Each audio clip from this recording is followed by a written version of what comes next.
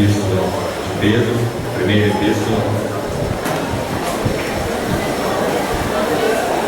epístola de Pedro, capítulo 2. Vamos ler os versos de 1 a 5.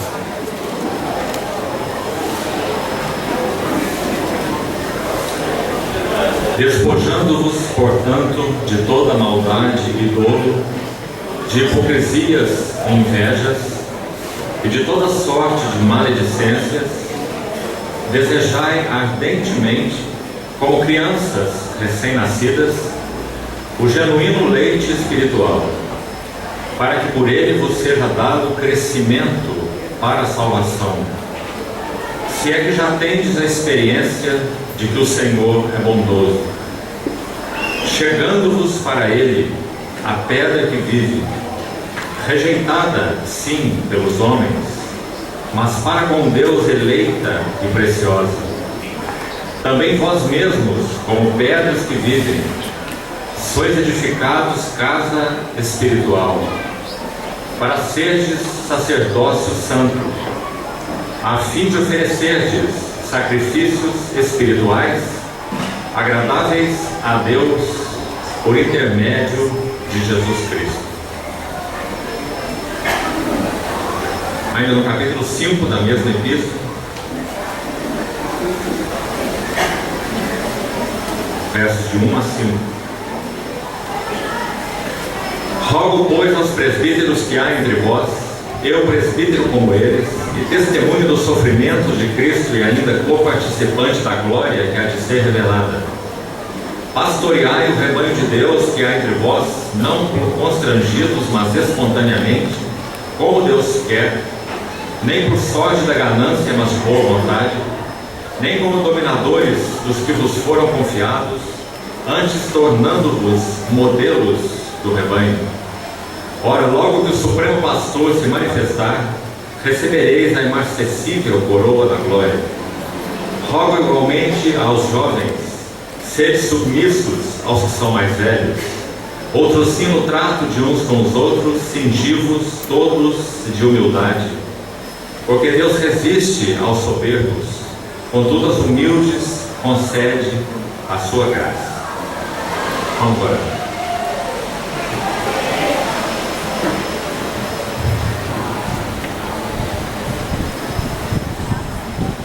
Querido Pai Celestial,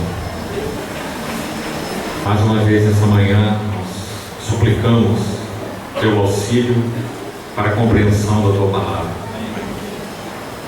Colocamos Tua palavra lida nas Tuas mãos, esperando a Tua própria administração. Confiamos-nos a Ti, pedimos-te que nos dê um coração quieto, um espírito tranquilo, e que o Senhor encontre um ambiente propício entre nós nesta manhã. Queremos ouvir Tua voz, queremos ver Tua face, queremos tocar-te e tocar um pouco mais das Tuas riquezas insondáveis. Esperamos em Ti. Em nome de nosso Senhor Jesus, oramos. Amém. Irmãos, quando Pedro escreveu essa epístola, ele já era um ancião. O Senhor colocou as suas mãos santas de uma maneira tão graciosa e firme nas mãos de Simão, que nós podemos ter de sua pena essas duas epístolas maravilhosas. O primeiro encontro do Senhor com Simão está registrado no Evangelho de João. No capítulo 1 do Evangelho de João, a partir do verso 29, quando João Batista aponta o Senhor como sendo o Cordeiro de Deus, então é narrada uma história em que dois dos discípulos de João, chamado Batista, eles passam a seguir ao Senhor Jesus em função do que João disse, que este era o Cordeiro de Deus, aquele que foi então aguardado, aquele que era o objetivo da profecia de todos os profetas, aquele que era o profeta ao qual Moisés se referiu na própria lei, João Batista é quem tem o privilégio de estender suas mãos, digamos assim, estender o seu dedo e responder àquela que é considerada a pergunta mais importante de todo o Velho Testamento. A pergunta que Isaac faz a seu pai Abraão quando iam para Moriá: vejo o fogo e o cutelo, mas onde está o cordeiro? Essa, sem dúvida, é a pergunta mais importante do Velho Testamento. Onde está o cordeiro? 2000 anos após essa pergunta, João Batista é quem tem o privilégio de estender o seu dedo e responder a essa pergunta. A partir dessa afirmação, 2 dos discípulos de João, chamado Batista, passam a seguir o Senhor. Um deles é João, o evangelista, aquele que oculta o seu nome no Evangelho e chama-se de o discípulo a quem o Senhor amava. O outro é André, o irmão de Simão, chamado Pedro. André busca imediatamente a Simão, o seu irmão. Tudo isso você vai encontrar no capítulo 1 de João. Então dá a notícia com relação ao Cristo. Conduz Simão, o seu irmão, até o Senhor Jesus. E Simão ouve então essa primeira palavra dos lábios do Senhor Jesus, que faz um resumo, como é próprio do nosso Senhor. Nosso Senhor não era um homem de muitas palavras, ou de palavrório, não era um tagarela. Nosso Senhor fixa os seus olhos em Simão e diz 2 frases. E elas são tão significativas, porque elas demonstram o compromisso do Senhor Jesus consigo mesmo, independente do que Simão era ou poderia fazer. E olha que, estudando sua história, nós só vemos trabalhar, com exceção das vezes em que o próprio Deus interveio, concedendo a Simão aquela revelação do alto, no monte, em Betsareia de Filipe, caminho do monte da transfiguração, Monte Hermon. O Senhor diz então nesse primeiro encontro, em João capítulo 1: tu és Simão. Essa é a primeira frase. A palavra Simão, na língua original, tem um significado muito interessante. Significa instável. Designa exatamente o que Simão era. Aquele que confiava tanto naquilo que poderia fazer pelo Senhor. Aquele que chegou a dizer, em outras palavras, que o Senhor não poderia não saber exatamente o que ele estava fazendo quando escolheu os seus 11. Mas pelo menos com relação a ele, o Senhor havia acertado, porque ele seguiria o Senhor até o fim. Por ti eu darei a minha própria vida. Então o Senhor coloca suas mãos firmes e santas nesse barro tão deformado, nessa areia movediça. Simão, o instável. E imediatamente após dizer tu és Simão, o Senhor então diz uma segunda frase, que demonstra o compromisso do Senhor consigo mesmo para algo que ele realizaria em Simão. Ele diz: tu serás chamado servo. Ele não dá uma ordem a Pedro, ele não pede a cooperação de Pedro, ele diz, ele pronuncia uma deliberação: tu serás chamado servo. E esse serás é o compromisso do Senhor consigo mesmo. E ele então coloca com essa frase as mãos nesse barro de fora. Se estudamos os evangelhos com bastante atenção, nós chegamos à conclusão que após essa primeira frase, nesse primeiro encontro do Senhor com Simão, algo em torno de 6 a 12 meses se passaram até que o Senhor os encontra pescando. Ou seja, esse primeiro encontro de João capítulo 1, de Simão com o Senhor, não é o início do discipulado integral de Pedro ao Senhor. Pedro continuou pescando, depois que ele ouviu do Senhor: tu és Simão, e tu serás chamado Cefas. Porque nós temos narrado em Mateus 4 e em outros evangelistas o momento em que o Senhor está passando pelo mar da Galileia e vê ali aqueles pescadores. Entre eles estavam Tiago e João, os filhos de Zebedeu, Simão e André, que eram irmãos, essas duas duplas de pescadores. E o Senhor faz o seu chamado: vinde após mim e eu vos farei pescadores de homens. Então, lembre-se que isso ocorreu entre 6 meses a 12 meses após esse primeiro encontro do Senhor com Simão. A partir desse momento em que o Senhor faz esse chamado, e é dito nos evangelhos que eles deixam o barco, deixam a rede, deixam o seu pai. Quanto deixar em função de um único chamado? Então o Senhor agora mais ativamente, usemos essa expressão, ele coloca a sua mão mais dentro, mais firme, nesse barro disforme chamado Simão, que então o Senhor determinou-se, por sua livre determinação, a trabalhar. E faria dele o que o Senhor disse: tu serás barro disforme, tu serás areia movediça, tu serás chamado Cefas, que quer dizer uma pedra. Louvado seja o nome do Senhor por trabalho tão fiel. Na medida em que esse trabalho do Senhor segue, para que finalmente Pedro ganhe uma compreensão do eterno propósito de Deus, tema dos nossos estudos nesse final de semana, para que Pedro não seja um porta-voz sem realidade, o que pode ocorrer a muitos de nós, como já dissemos ontem. Então o Senhor coloca suas mãos fundo em Pedro, para que ele possa mexer com essa argila e fazer dele um vaso útil ao seu possuidor, preparado para toda boa obra. E após o Senhor completar esse trabalho, então nós temos as duas epístolas do ancião chamado Simão Pedro.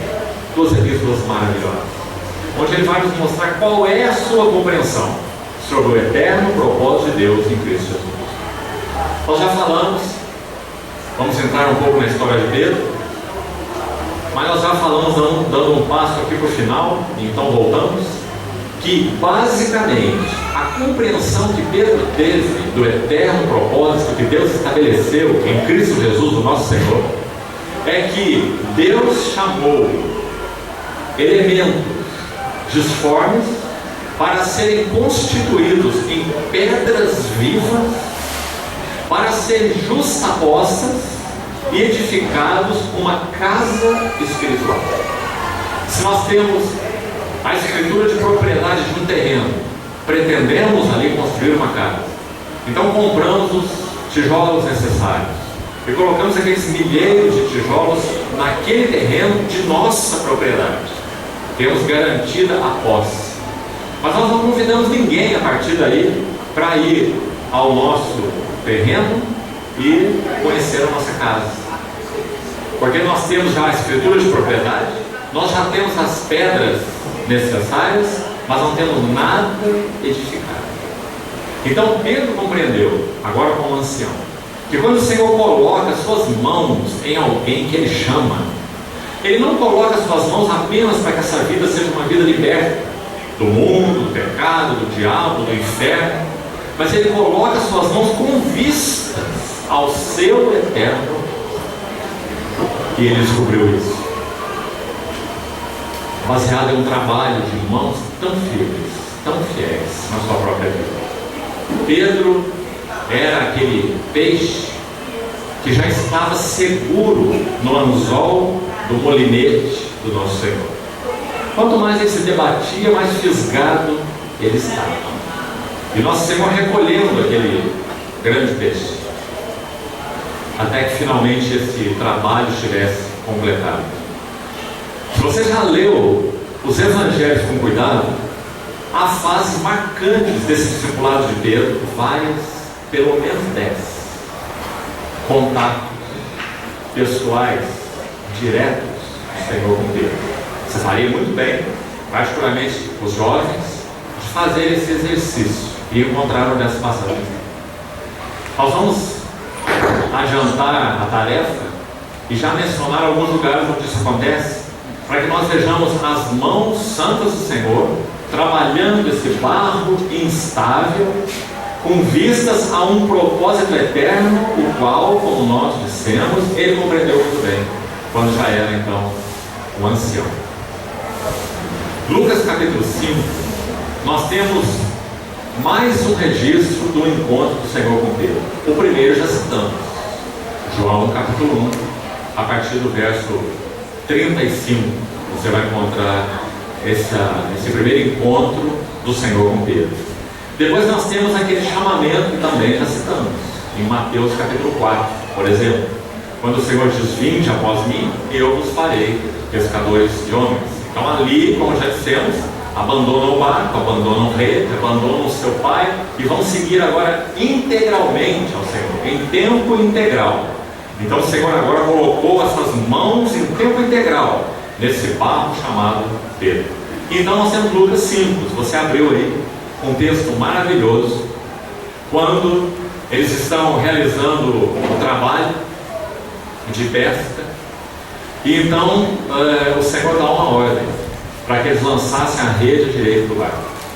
E o Senhor dá a ordem no plural: lançai as redes. E como eles já haviam pescado durante um tempo e nada apanhado, então eles prestam uma meia obediência.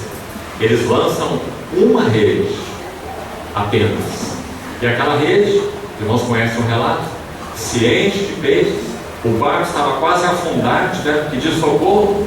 Então Simão tem uma experiência terrível diante do Senhor. Depois que todo aquele assunto se resolve, as redes quase a romper, e acode daqui, e acode dali, Pedro chega na praia. Então ele diz uma frase tão impressionante, que demonstra algo do trabalho do Senhor em nossas próprias vidas, com a mesma intensidade em que ele coloca as suas mãos nesse barro de esforço, que naturalmente falando, somos nós. Então Pedro, depois de ver toda essa cena maravilhosa, ele vai diante do Senhor e se prostra. E ele diz algo que realmente mexe profundamente com as portas do nosso próprio coração. Ele diz assim: Senhor, retira-te de mim, porque eu sou um pecador. Mas, irmãos, se lemos a sequência da história dele, até o Senhor ter completado esse trabalho nele, parece que nós podemos ler aí uma mensagem subliminar nessa frase de Pedro, como se ele estivesse dizendo assim: Senhor, retira-te de mim, mas não vá muito longe. Deixe seu endereço guardado comigo, porque meu coração está conquistado, embora não seja inteiro para ti. Ainda presto uma meia obediência. Ainda não estou seguro que tua palavra para sempre está firmada no céu, e que para o Senhor bastava dar um assobio para que os cardumes viessem encher minha rede. Eu ainda não creio nisso. Retira-te de mim, porque eu sou um pecador. O Deus de infinita graça, alguém já escreveu assim: Deus de infinita graça, disseste que sou uma feitura tua, um poema teu.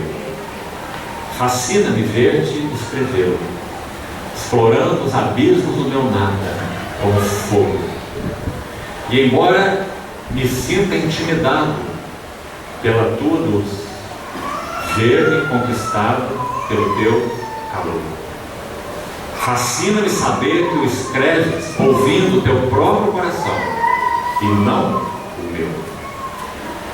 Pois tantas vezes o meu coração diz: deixa-me, mas o teu coração diz: tu és meu. Esse poema resume a história do Senhor com Pedro.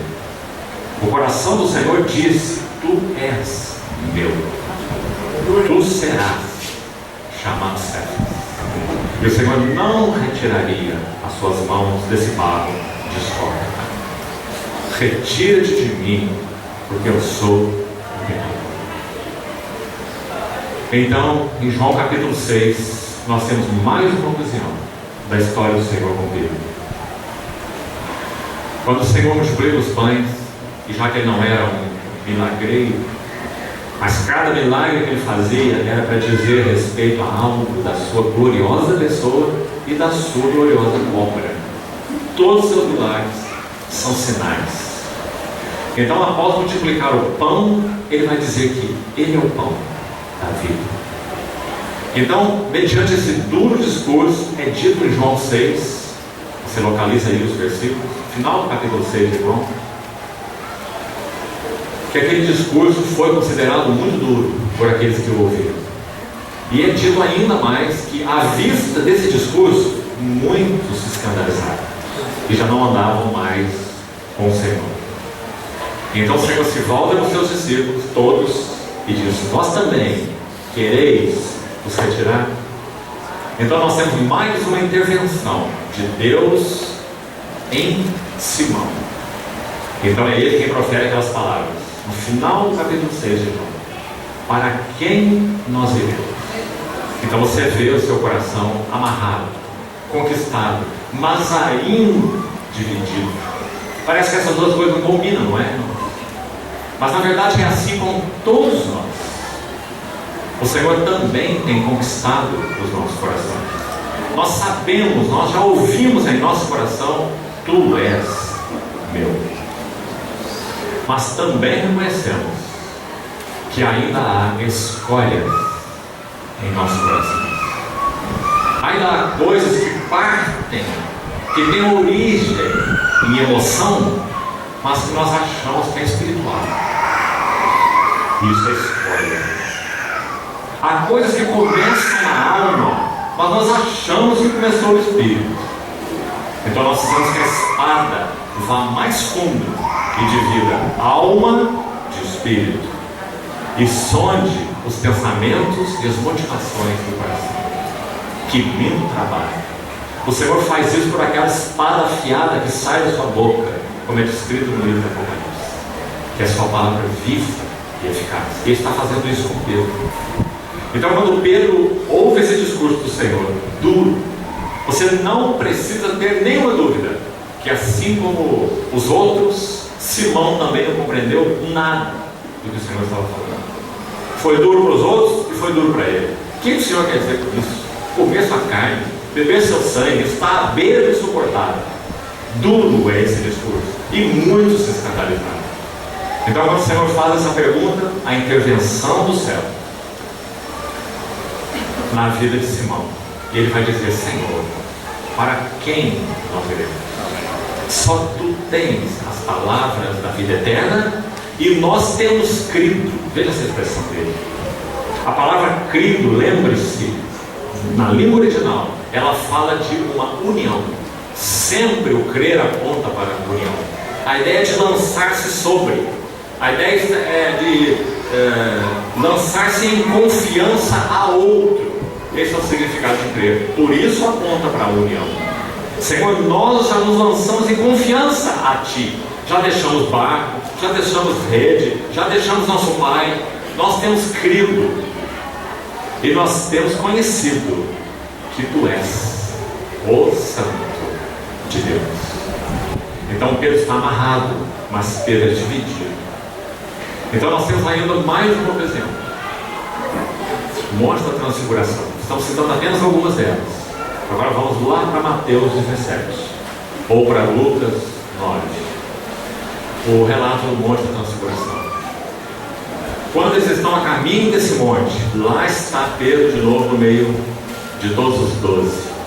E o Senhor então faz como que uma parada necessária em Cesareia de Filipe, já que eles estão subindo do nível do mar para o Monte Hermon, a grande altura.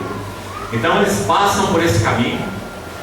Nós tivemos a oportunidade de conhecer esse caminho, literalmente lá, o caminho de Cesareia de Filipe, e num dado momento naquele caminho há uma imensa rocha. Então provavelmente naquela região foi a região em que o Senhor parou com os seus discípulos. Ele estava com o foco de ir ao Hermon, esse era o seu propósito. Ali ele seria transfigurado. Ele ia mostrar algo do seu reino e algo da sua glória, na sua própria pessoa. Mas aquela jornada era uma jornada ascendente. Ele iria tirar os seus discípulos do nível do Jordão, do nível do fermento dos fariseus e dos saduceus. Se você já leu Mateus 16, com cuidado, acautelai-vos do fermento dos fariseus e dos saduceus. Quando você vê um rio no seu curso mais avançado, você encontra ali toda espécie de lixo boiando naquele rio.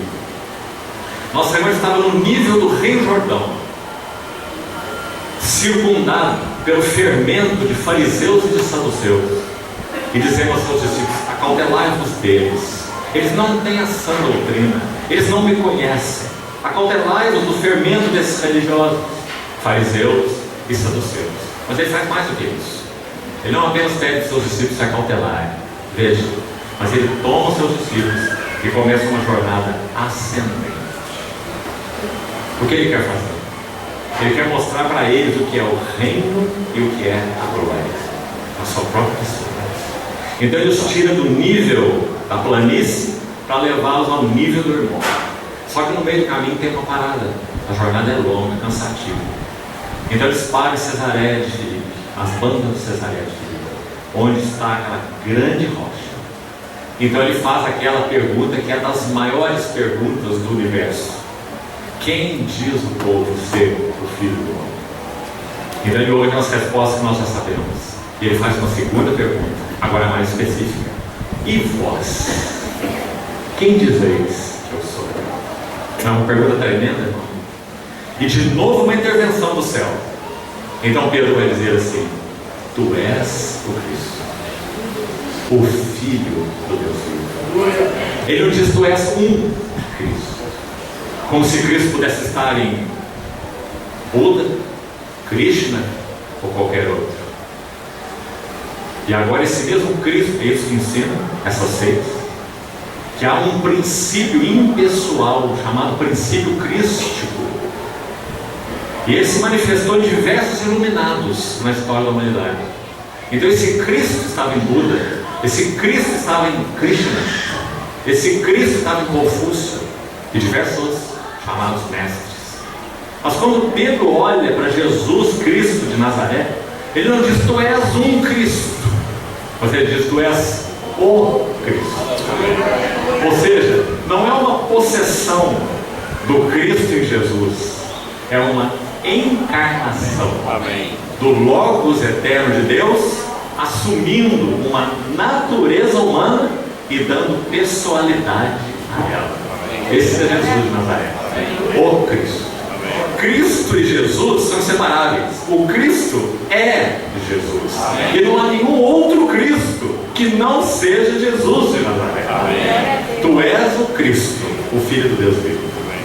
Parece, irmão, de novo, se você for ler como uma mensagem subliminar aí nesse versículo, parece que Pedro, depois que falou isso, ele olhou para trás: quem falou essa frase? Procurando quem foi o iluminado, porque ele mal podia acreditar que ele tinha dito isso. Tu és o Cristo, o Filho do Deus vivo. E por que nós sabemos que foi assim? Por causa das palavras do nosso Senhor a ele. O Senhor disse assim: e você, Simão Bar-Jonas? Sabe o que ele quis dizer?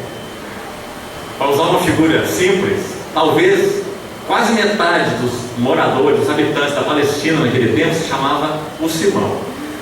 É como o nosso Zezinho de hoje. E talvez a outra metade chamava João, ou Jonas, como é escrito aí. E ele era o Simão, o filho do João. Em outras palavras, ele era um João ninguém. Esse era o Simão, filho de Bar-Jonas, filho de Jonas. Então o Senhor diz: bem-aventurado tu és, Simão, filho de João, porque não foi carne e nem sangue. Essa foi a surpresa que nós falamos.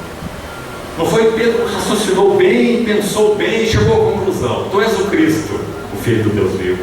O Senhor disse: não foi carne não foi sangue, não foi equipamento natural teu.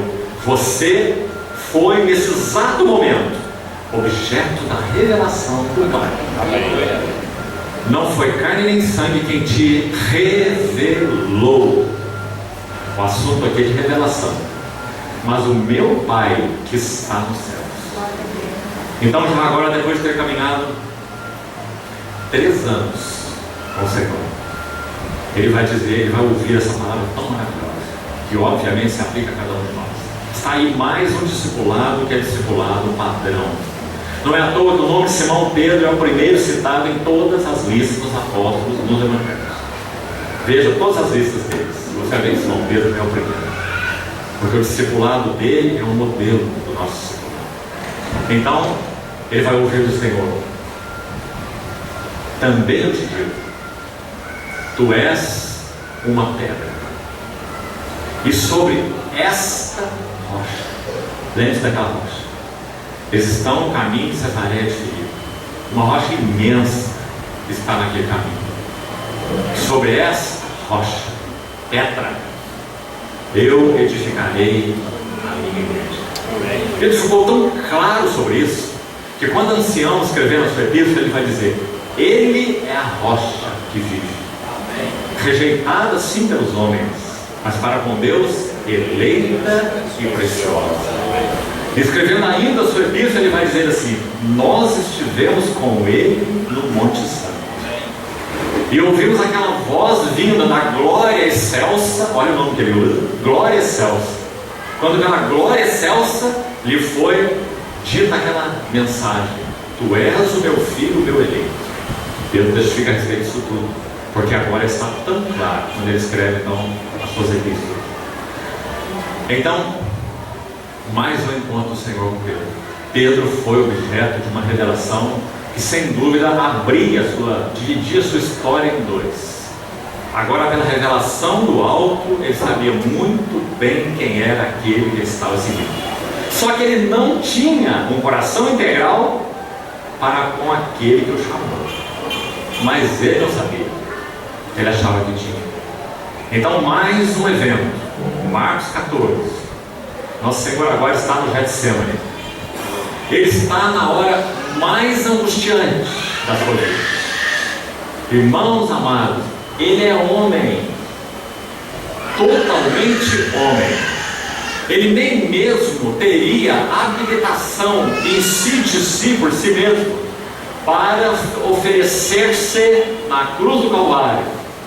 Hebreus 9 nos diz que foi pela habilitação do Espírito Eterno que ele se ofereceu sem mácula a Deus.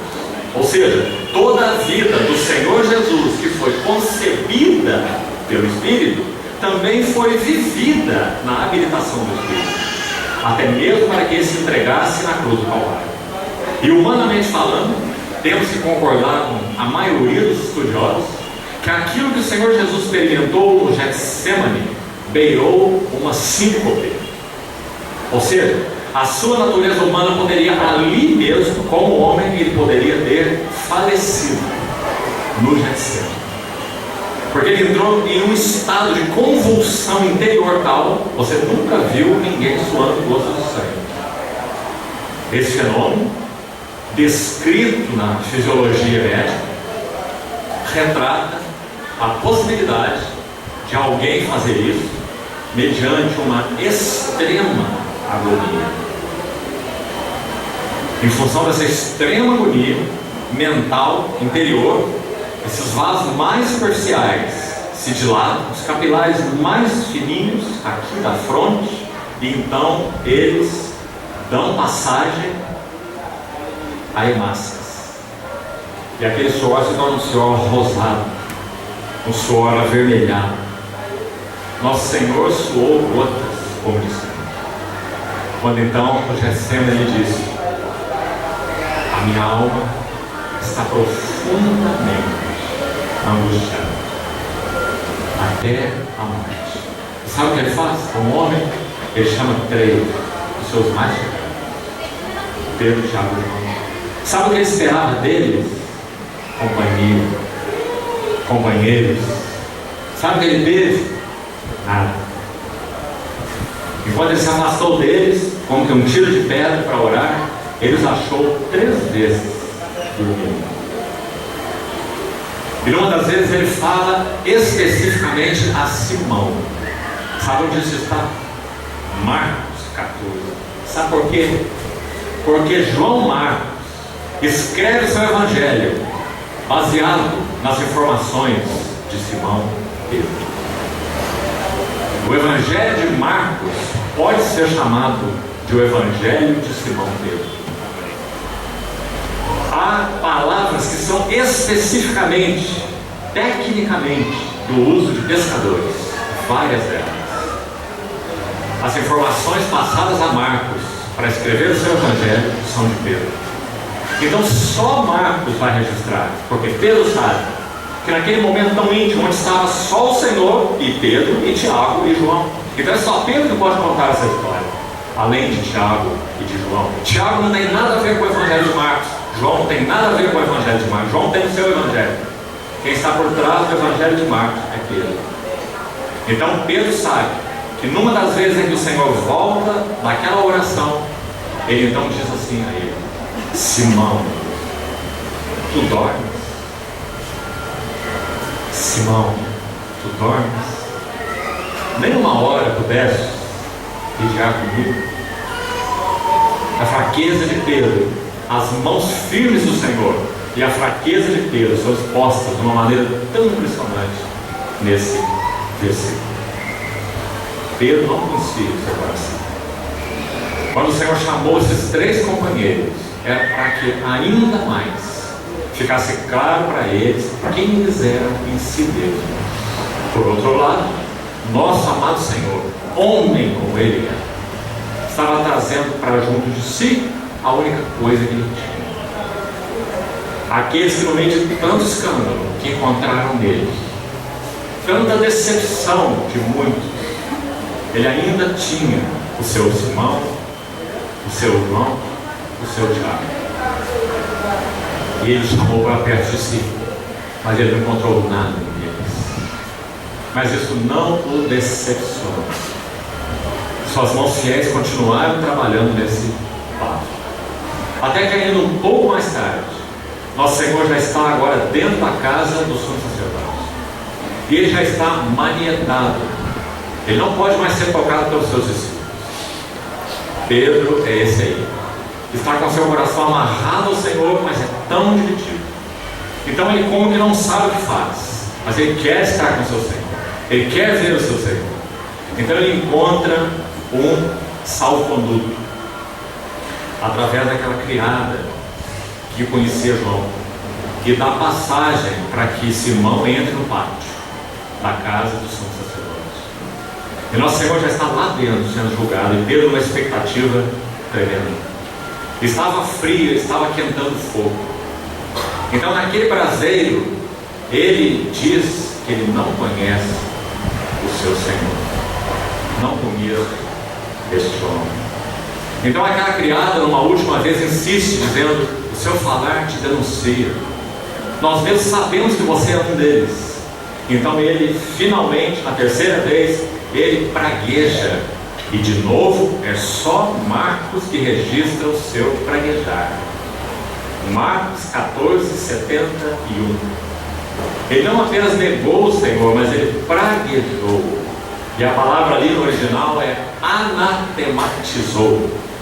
Em outras palavras, o Senhor disse: esse Cristo é maldito.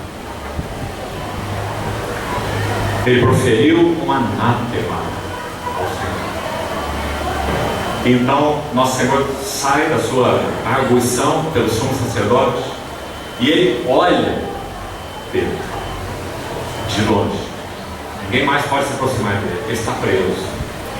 Mas João, quando descreve no seu Apocalipse, diz que os seus olhos são como chama de fogo. Ele é aquele que sonda a mente e o coração. Que olhar maravilhoso! Porque esse olhar poderia fulminar Pedro, dizer: Simão, acabou para você. Você diz que eu sou anátema. Ponto final para você. Mas não foi isso que aconteceu. Aquele olhar do Senhor, olhos como chama de fogo, penetraram o coração de Pedro tão profundamente que não restou nada para ele, senão desatar a chorar. E outro evangelista diz: e Pedro saindo chorava amargamente. Então agora o Senhor permitiu que esse corpo que descia o poço amarrado numa corda batesse no fundo. Que trabalho longo foi esse? O Senhor estava do lado de fora do poço segurando essa corda, e esse corpo a descer, e descia, e descia, e descia. O discipulado de Pedro foi um discipulado do 10 ao 0. Ele começa como 10 e ele termina como 0. Assim é o nosso discipulado, para que compreendamos algo sobre o eterno propósito de Deus em Cristo Jesus, para que sejamos pedras ajustadas nesse santuário edificado ao Senhor. Não há outra alternativa para nós, a não ser que nós sejamos reduzidos do 10 ao 0, porque todos nós somos cheios de nós mesmos.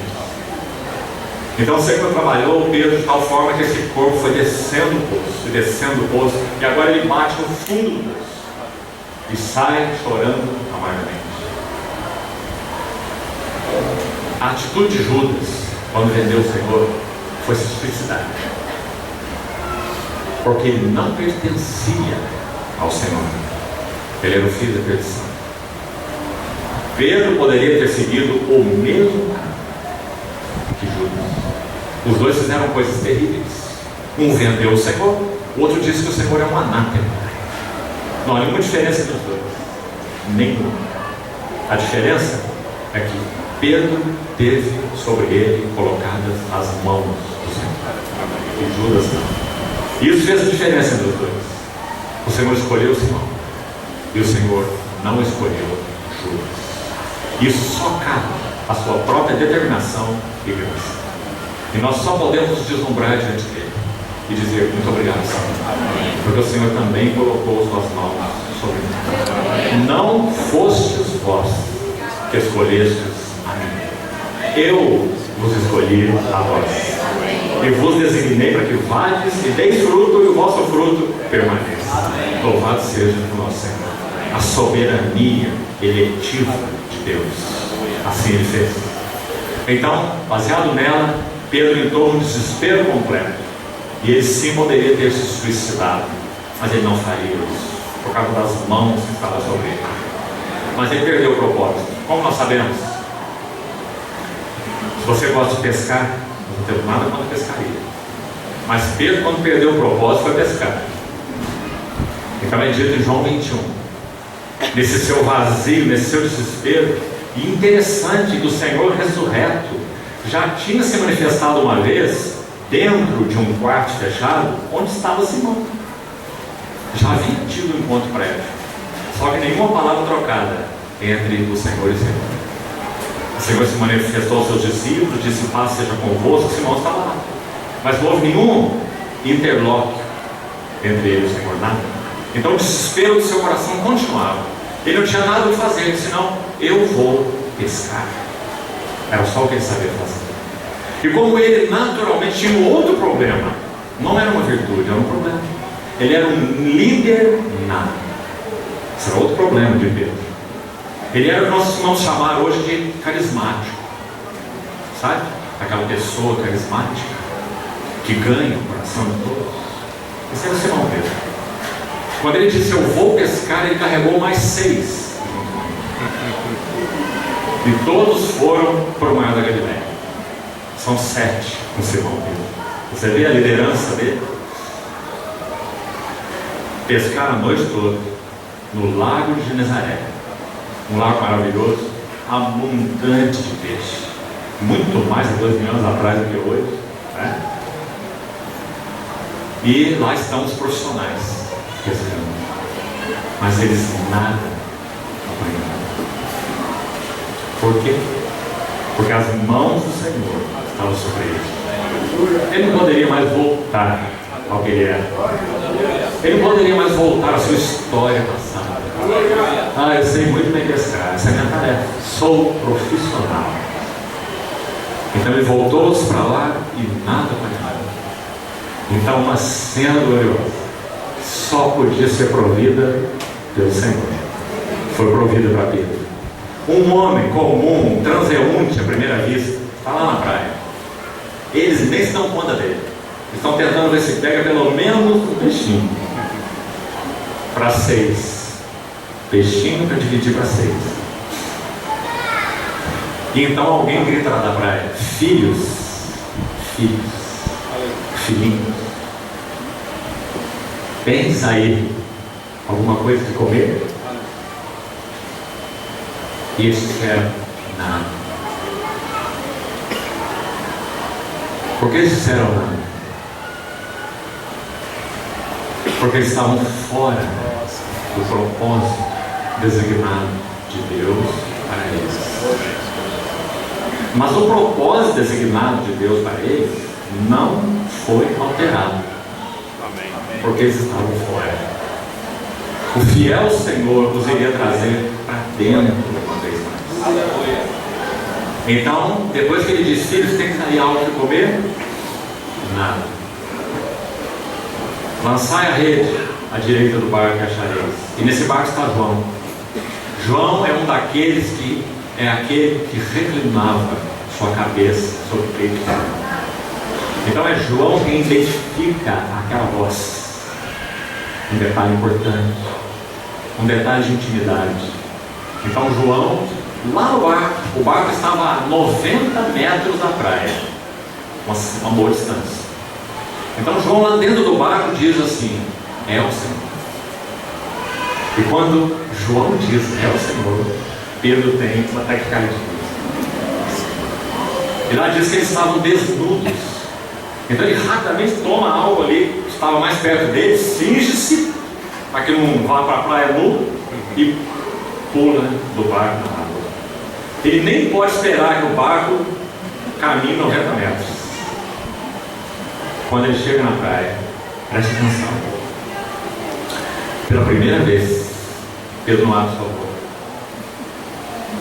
Ele é tão intempestivo, ele é tão exaltado, ele é tão excitado, ele é tão emocional, ele é tão almático, tão emotivo, que ele não consegue se calar nem mesmo no Monte da Transfiguração.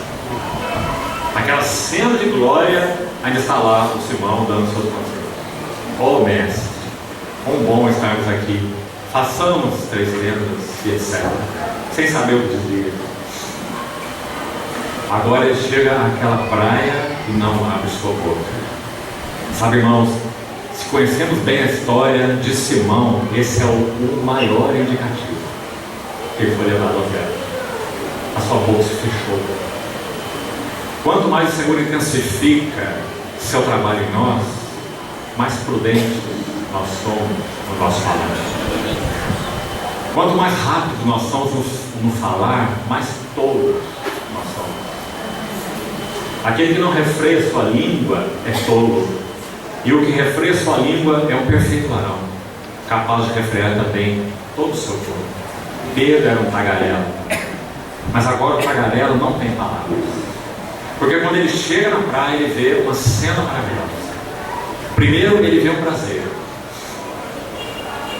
E João, o evangelista, só usa 2 vezes a palavra prazer no seu evangelho. João 18:18 e João 21:9. Se você consultar esses versículos, na língua original, você tem a palavra braseiro 2 vezes. No primeiro braseiro, já falamos, mencionado, Pedro estava aquentando fogo no pátio do sumo sacerdote e negando seu Senhor. Agora, quando ele chega na praia, ele vê um braseiro, por isso ele fica sem palavras, porque agora a sua mente é levada atrás, a sua memória. Aqui é o braseiro, onde ele negou o Senhor. Então ele apenas observa o que vai acontecer ali. O que será que o Senhor tem a dizer a ele? Ele disse que o Senhor é anátema, que o Senhor é reprovado. Então ele vê aquele braseiro calado. Então é o Senhor quem fala: trazei-me alguns dos peixes que acabaste de apanhar. Irmão, que relato é esse? O que essa frase quer dizer? Trazei-me alguns dos peixes que acabaste de apanhar. Você acha que está registrado lá à toa? Não tem nenhum propósito? É só para compor a história? Sabe o que o Senhor quer dizer? Apesar do fracasso da falência de vocês, eu ainda continuo chamando cooperadores para um meu eterno propósito. Então trazei alguns dos peixes que acabaste de apanhar, mas como dizendo, lembre-se, vocês não apanharam nada. Eu é que enchi essa rede de peixes. Mas sim, vocês só podem ser cooperadores com aquilo que eu mesmo tenho lhes dado. Não há nada de vocês para serem meus cooperadores. Eu tenho que dar para que vocês sejam cooperadores. Por que vos vangloriastes, como não tivestes recebido? Paulo escreve aos Coríntios. E se tudo recebestes, por que vos vangloriastes? Trazei alguns dos peixes que acabaste de apanhar. E sabe quem estava ali então já à beira do braseiro? Sabe quem vai ao barco acabar de arrastar a rede para trazer os peixes? O Simão. Então ele se apressa e vai à rede, puxa aquela rede cheia de 153 grandes peixes. Mas irmão, observe, eles não precisavam daqueles peixes para aquela refeição, porque o texto diz que sobre o braseiro havia peixes. E também nosso Senhor não era um pescador, mas Ele é o Criador. Eu acho que antes de Ele pedir para os discípulos lançar a rede direito do barco, Ele deu aquele famoso assovio. E os peixes vieram até na praia, onde não consegue nadar. Nosso Senhor pegou ali 1, 2, 3, 4, quanto precisava, e colocou em cima do braseiro dele para esperar os seus discípulos, que estavam se matando a madrugada inteira e não apanharam nada. E quando chegaram no braseiro, eles viram que havia peixe. E havia também pão. Mas embora a refeição estivesse pronta, o Senhor ainda quer cooperação. Trazer alguns dos peixes que eu vos dei, é capaz de apagar. Que maravilhoso. E observe, a boca de Pedro ainda está fechada. Agora o Senhor não vai começar. Então ele olha para Simão e diz: Simão, filho de João. Ele já tinha ouvido isso antes. Simão, filho de João, tu me amas? E essa palavra tão penetrante do Senhor foi usada como ágape. Sabe o que significa, não é, irmão? Porque o Senhor tinha ouvido de Pedro assim: por ti eu darei a minha própria vida. E isso significa ágape. É amor sacrificial. É amor que vai até o fim, não importa as consequências. Foi esse amor que Simão disse que tinha pelo Senhor. Então o Senhor não está cobrando nada dele, a não ser o que ele disse que tinha. É assim que o Senhor trata conosco. Então sejamos cuidadosos com as nossas palavras. Então ele disse: Simão, tu me amas? Tu tens ágape por mim? Como Simão responde: Senhor, tu sabes que eu te amo. Você usa qual palavra? Filha. Como que dizendo: eu sou teu amigo. Meu coração está conquistado por ti. Eu não consigo me afastar de ti, não. Embora eu tenha feito aquela coisa terrível, meu coração está atraído por ti. Não me contento, não tenho nenhum prazer em ser desligado de ti.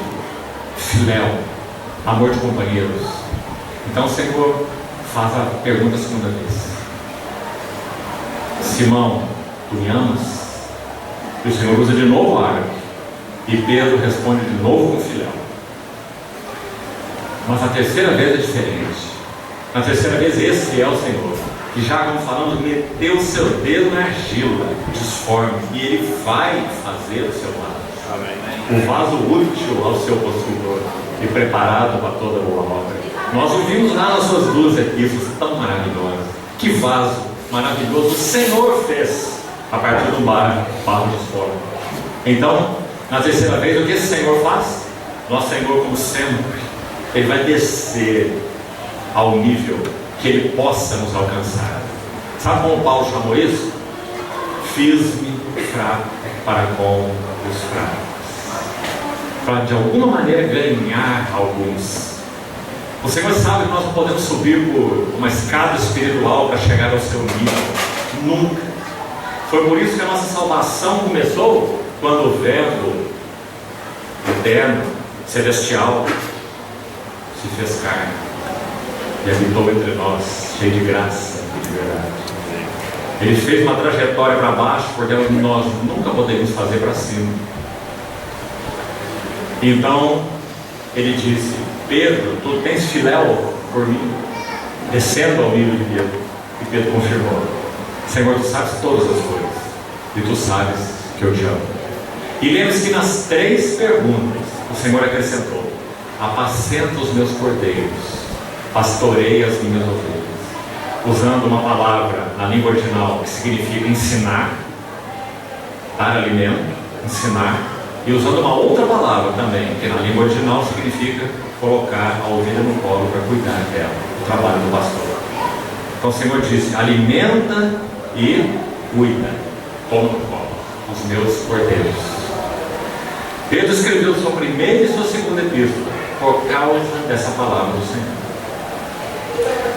Pouco antes disso, o Senhor já tinha dito assim para ele: Simão, aquela toda ousadia de Pedro, sem entendimento: Simão, Simão, Satanás vos reclamou para vos peneirar como se peneira o trigo, mas eu roguei por ti, para que a tua fé não desfaleça.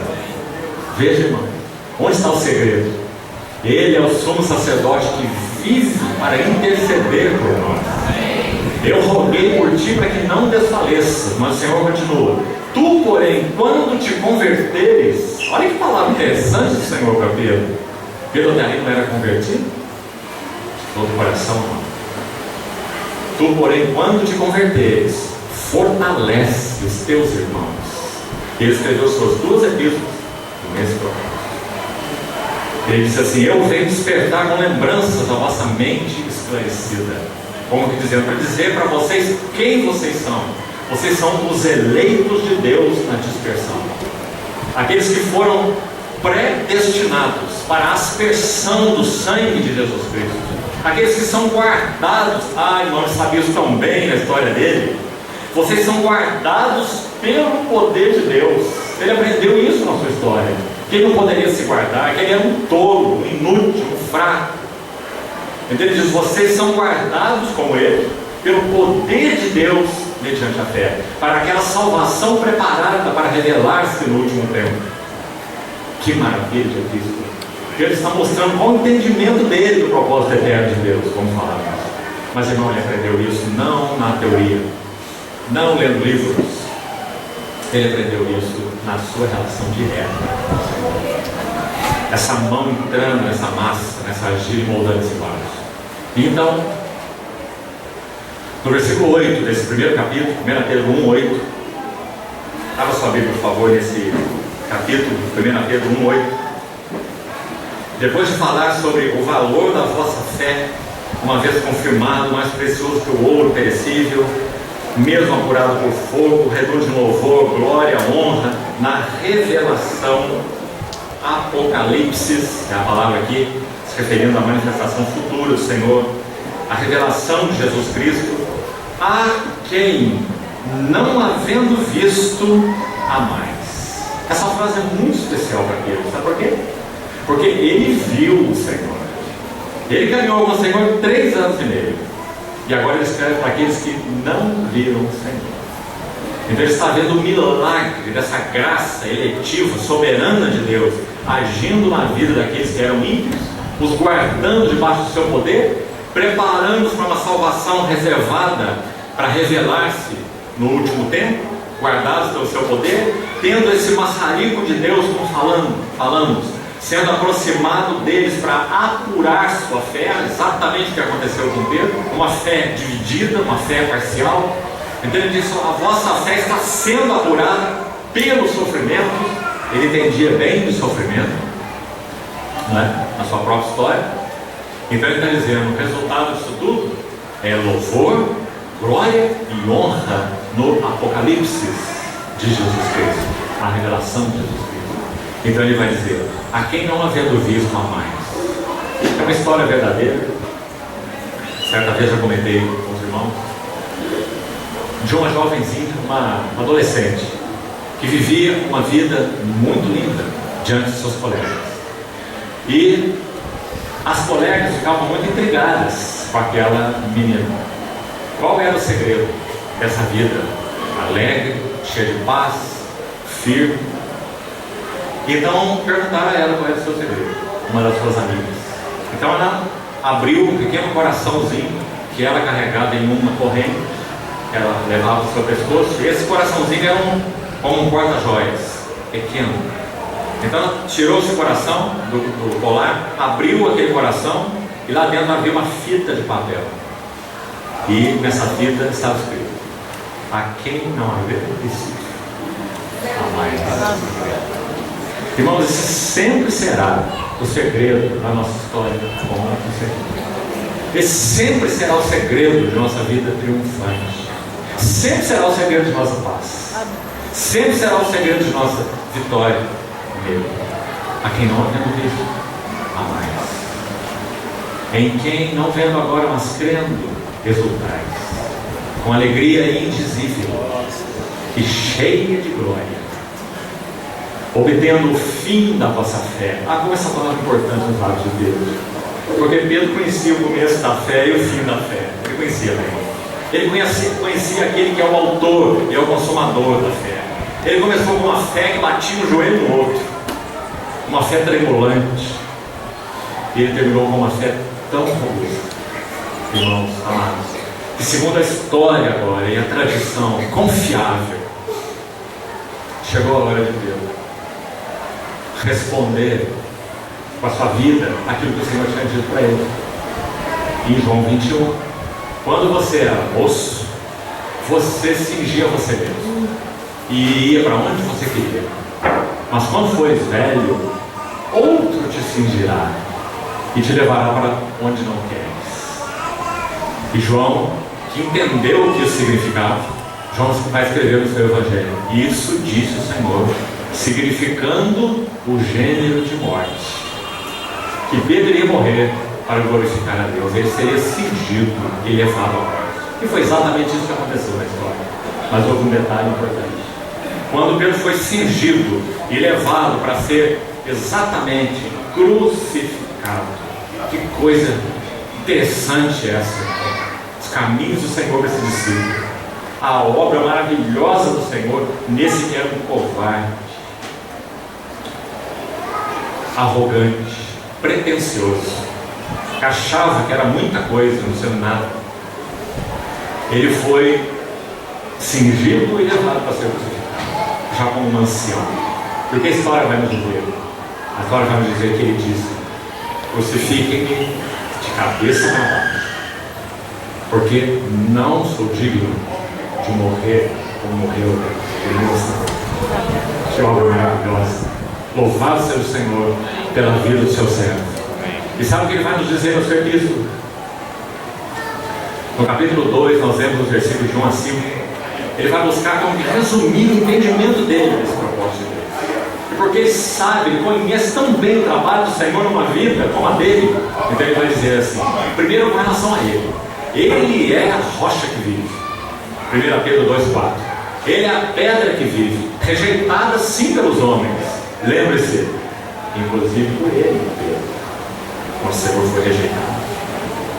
Rejeitada sim pelos homens, mas para com Deus, eleita e preciosa.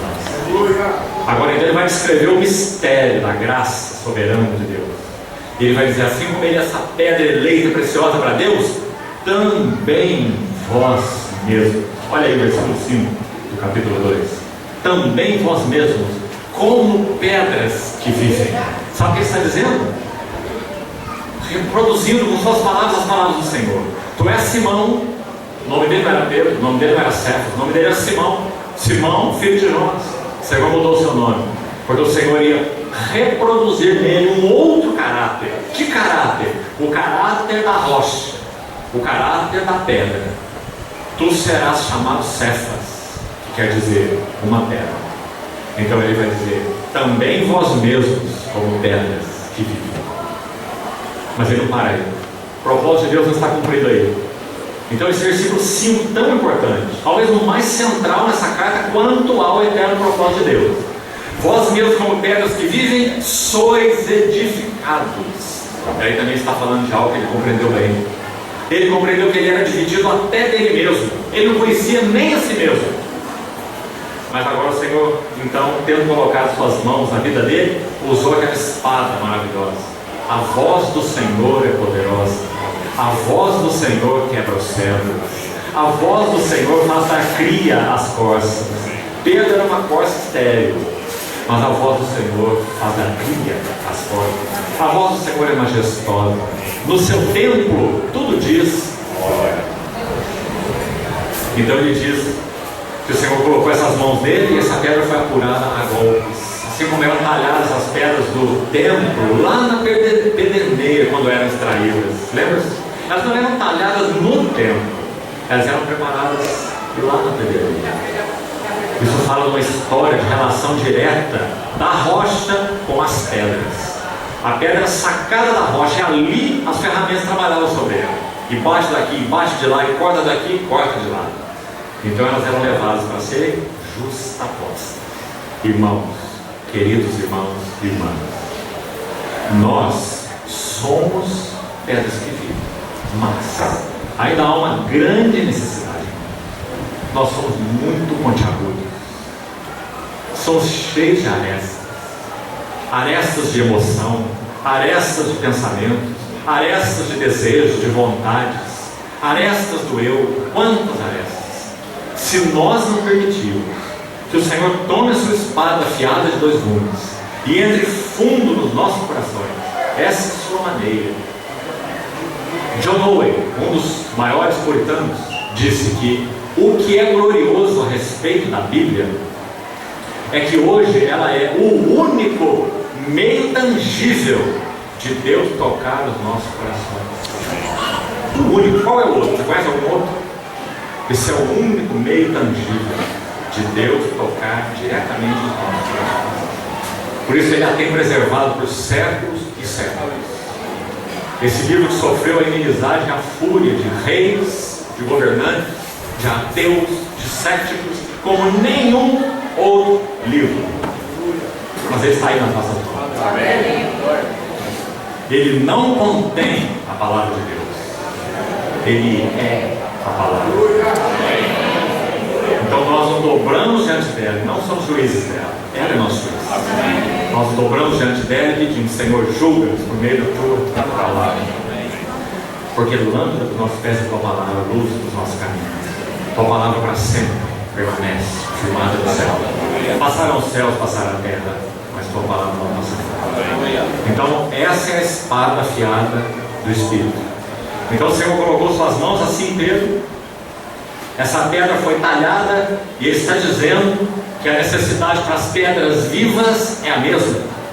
Pedras pontiagudas, tortas, não trabalhadas, muito difícil delas serem adaptadas umas às outras. Pedreiros que trabalham com pedra. Aqui em Salvador você deve ter isso, em Minas vemos muito isso. Pessoas que gostam daqueles muros feitos com pedra lascada, são muito bonitos, se faz até como fundação de casa. Antigamente se fazia muito, aqui na Bahia tem muito, não é? E também em Minas. Na época era um trabalho feito por escravos, inclusive, um maravilhoso trabalho. E eles tomavam aquelas pedras brutas, lascadas, então iam colocando de uma tal maneira que não precisava nem cimento, mas elas tinham que ser colocadas artesanalmente. Um tempo enorme se levava, senão aquilo tudo desmoronava. Qual pedra se encaixa aqui? Qual vai dar apoio ali? Qual que é a melhor para cá? Era um trabalho de arte, não é? Nosso Senhor não constrói assim, não. Nosso Senhor toma as pedras brutas e passa a sua espada. Muito mais simples. E deixa as pedras lisas. Então ele coloca juntas. Agora elas podem ficar umas do lado das outras. E podem ficar umas sobre as outras. Então aquele que vai subir no teu ombro não vai falar assim: olha, aguenta firme aí que eu estou com medo aqui em cima, não é? Porque ele vai saber que debaixo dele tem uma pedra trabalhada. Sabe como que Paulo fala isso em Efésios 2? Que a igreja é edificada sobre o fundamento dos apóstolos e profetas. Não é interessante? Sendo ele mesmo, Cristo Jesus, a pedra angular. Ou seja, junto a essa pedra angular que é a rocha, o Senhor trabalhou muitas outras pedras. Quem foram as primeiras? Os seus apóstolos e profetas. E nós, onde que estamos? Nós estamos lá na parte de cima do edifício. Muitas pedras estão embaixo de nós, nesses 20 séculos. E esse edifício é tão estável que João vai ver a glória dele lá no final do seu Apocalipse. E vai dizer que esse edifício tem 12 fundamentos. São os 12 apóstolos. Irmãos, não nos esquivemos dos golpes do nosso Senhor. Ele trabalha suas pedras novas. Então, concluindo esse versículo para terminarmos. Vós, como pedras que vivem, sois edificados. Então não basta ser uma pedra viva, temos que ser uma pedra trabalhada. Porque o desejo do Senhor é que sejamos edificados, não apenas que sejamos pedras. Edificados para quê? Para sermos um sacerdócio santo. Nós não vamos ter tempo aqui de entrar em detalhes. Filiação, sacerdócio. Duas linhas mestras das Escrituras. Tu és meu filho, eu hoje te gerei. Tu és sacerdote para sempre, segundo a ordem de Deus. Vai ter com os meus irmãos e diz-lhes: subo para o meu Pai e vosso Pai. Filiação. Para o meu Deus e vosso Deus. Sacerdócio. Que maravilha, irmãos. Então, Deus está dizendo que essa casa de Deus é edificada para que nós, as pedras vivas, sejamos um sacerdócio santo, para que nós saibamos o que é servir a Deus de modo agradável, com reverência e santo temor, como diz o livro de Hebreus. Nós nunca saberemos o que é isso, irmão. Não saberemos. Podemos ter reunião, nos alegrar com ela, boa música, nos empolgarmos. Isso não significa em si mesmo nada, absolutamente nada em si mesmo. Se essa espada não tem feito o seu trabalho. Amém. As pedras. Amém. Sacerdócio santo. Agora olha como ele termina. Nós acabamos de partir o pão. E olha como esse versículo termina. Para oferecerdes sacrifícios espirituais agradáveis a Deus por meio de Jesus. Irmãos, que sejamos muito cuidadosos todas as vezes que nos reunimos para partir o pão, para que nada entre nós seja proveniente puramente de alma. Amém. Almas agitadas, almas empolgadas, mas que o Espírito Santo produz em nós o que é espiritual. Amém. E que então encontre uma expressão através de nossas almas. Sim, mas nessa ordem. Então, concluindo. 1 Pedro 5:5, aqui vamos terminar. Capítulo 5, versículo 5. Rapidamente, uma conclusão. Pedro está escrevendo primeiro ali aos presbíteros, dos versos 1 ao 4, aos que são anciãos com ele. E no verso 5 ele diz assim: rogo também aos jovens, sede submissos aos que são mais velhos. Outro assim, no trato de uns com os outros, anote aí, cingivos. Viu essa palavra? Ela é única em todo o Novo Testamento. Quando lá em João 13 diz assim que o Senhor tomou uma toalha e cingiu-se com ela, não é a mesma palavra. Então a palavra aí usada por Pedro, cingiu-se, na língua original, é única menção. Agora sabe por que estamos falando isso?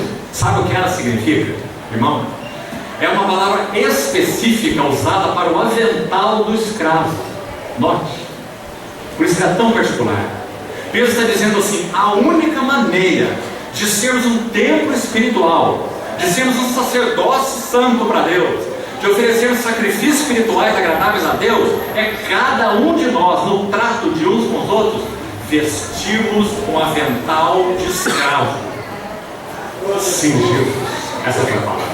Cingivos todos de humildade. A vida da igreja é impossível se nós olharmos uns para os outros e não vermos uns nos outros o avental de escravo. Amém. Louvado seja. Amém. Mas para que isso seja verdade em nós, o que é necessário? É necessário que esse nosso caráter seja podado pela espada do Senhor, e nós possamos ser moldados à sua imagem. Vestindo esse avental de escravo, sim, nós seremos um edifício santo ao Senhor. Nós seremos um sacerdócio santo. Nós seremos uma assembleia de irmãos com discernimento espiritual. Nós seremos capazes de reconhecer qual é a direção do Espírito na adoração, na palavra, na comunhão, no serviço. Irmãos, como o Senhor deseja fazer de nós esse povo. Amém. Incrédulos ou indoutos que entrarem entre nós. 1 Coríntios 14 diz o que acontecerá. Se formos uma assembleia assim. Se não, não.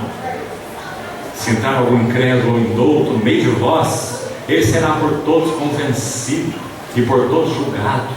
O coração dele, que veio lá cheio de coisas secretas, de motivos secretos, tornam-se-lhe manifestos os segredos do coração. E ele se prostrará com o rosto em terra, adorará a Deus e testemunhará: Deus está de fato, no meio de nós. Não é porque foi vista nenhuma outra coisa, nenhum movimento, nenhuma agitação, nada que não seja a própria presença real, simples, tranquila, profunda, serena, mas poderosa do Espírito Santo. Deus está no meio de nós. Então, irmãos, essa foi a visão de Pedro sobre o eterno propósito de Deus em Cristo. Para Pedro, o eterno propósito de Deus é tomar as pedras vivas que ele trouxe à luz nele mesmo, nele a rocha, e trabalhar essas pedras para que elas sejam justapostas, para que seja um edifício, para que Deus habite em plenitude nesse edifício, para que ele seja um sacerdócio santo e ofereçam sacrifícios espirituais agradados a Deus. Aqui então concluímos. Se o Senhor permitir, à noite vamos falar um pouco sobre João, como João compreendeu o eterno propósito do Senhor. E aí vamos ter um complemento. Paulo vê o novo homem da nova criação. Ele vê outras coisas também, mas isso é central na visão, como já vimos. O novo homem da nova criação. Pedro vê um templo espiritual e vê o trabalho das pedras vivas sendo edificadas. E João vê uma grande família de filhos feitos à imagem do seu filho. Então, à noite vamos deter um pouco nesse tema do Senhor permitir. Vamos lá. Senhor, por tua misericórdia e fidelidade, pedimos que o Senhor siga ainda nesse dia, falando aos nossos corações. Muito obrigado porque reconhecemos que o Senhor colocou sua mão santa no vaso disforme de nossas vidas. E te pedimos que o Senhor, por tua bondade, trabalhe de tal forma que sejamos para ti um vaso útil ao seu possuor e preparados para esse serviço a ti. Ajuda-nos, Senhor. Siga, te pedimos, convencendo-nos de quem tu és e de quem nós somos. Confiamos-nos uma vez mais às tuas mãos, esperando em ti. Em teu nome oramos. Amém, Senhor.